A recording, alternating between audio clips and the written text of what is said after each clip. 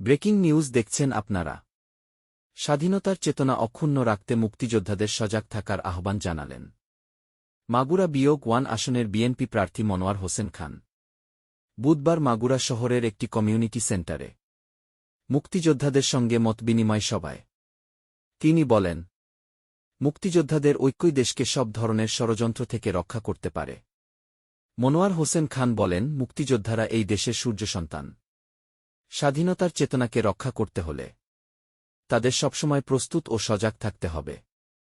সভায় আরও উপস্থিত ছিলেন বীর মুক্তিযোদ্ধা প্রফেসর আব্দুল ওহাব, প্রধান বক্তা বীর মুক্তিযোদ্ধা মো.